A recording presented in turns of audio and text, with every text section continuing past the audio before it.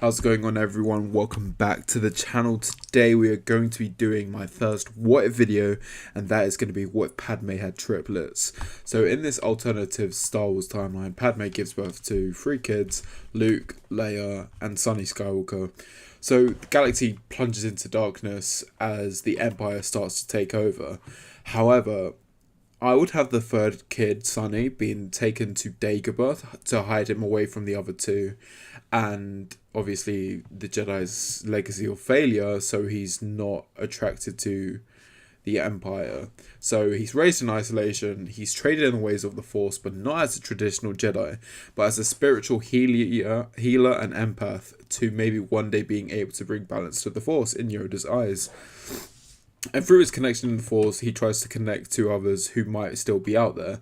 He develops the gift of Force healing as he's able to help a bird-like creature to stand on its injured leg pain-free, and grows into a calm, introspective figure who sees the Force as a path of balance and purity rather than division.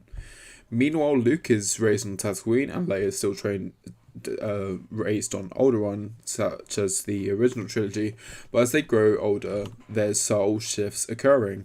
Luke's Force training includes mysterious dreams of another presence, a presence almost like a lost brother in the Force. Leia, while still a leader in her own right, begins to feel the Force stirring more strongly in her and allows herself to get captured by the Empire. But Vader notices something different about her, almost like he can smell the fumes of the living Force on her, especially after her spike in the Force after watching this destruction of Alderaan, causing Leia to let her mind flow through the dark side of the Force briefly, and almost pushes away guards with her Force power, but she's unable to. And we get Luke and Leia and Han trying to save her, but Obi-Wan still dies. When Luke travels to Dagobah in search of Yoda, he instead meets both Yoda and Sonny, who he doesn't know is his brother. And they both help him train in understanding emotion and healing as the rebels start to rebuild in the hiding of the Empire. Sonny accompanies Luke to Cloud City, where Leia and Han are. They briefly see each other as Leia shouts for Luke, but is confused by the other who he is with.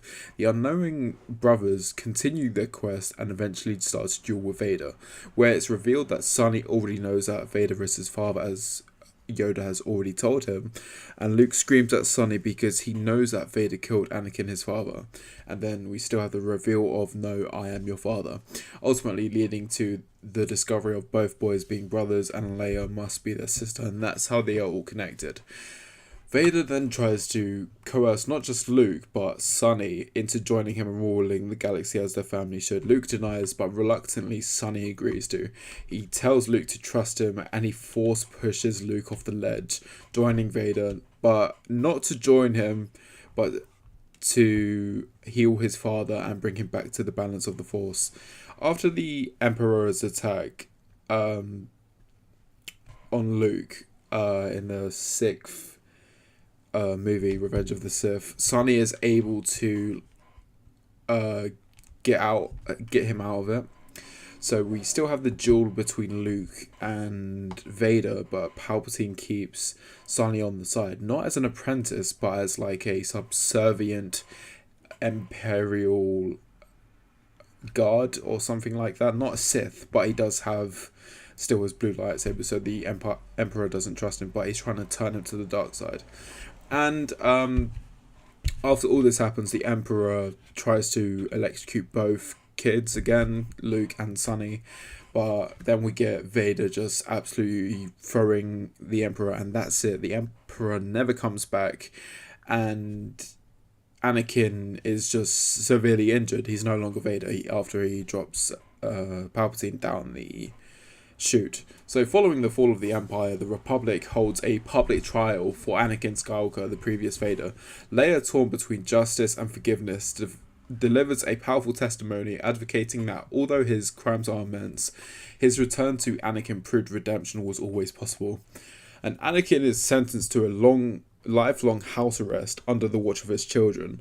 Luke rebuilds the Jedi with new values of empathy and peace and balance, and Leia becomes senator, advocating for peace, and Sonny travels the galaxy as a healer, never seeking glory but restoring hope in small, quiet ways.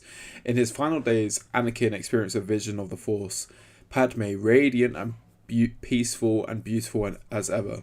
She appears there with Obi-Wan and Qui-Gon beside her. She smiles, telling him that he found his way back, and that was all she ever wanted. As the Skywalker family stand united one last time, flawed but whole, the galaxy finally begins to heal.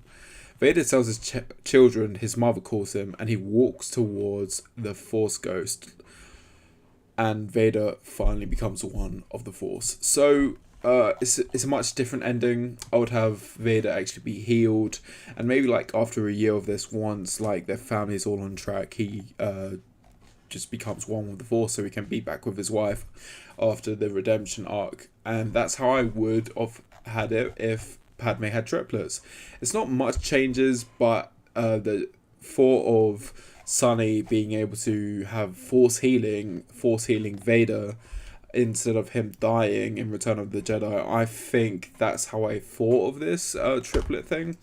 And because Dagobah is a place where you can understand force healing, apparently, into some lore, but I haven't really read up too much on it. But that's how I would have written Star Wars if Padme did have triplets. Thanks guys for watching, and I shall see you in the next video.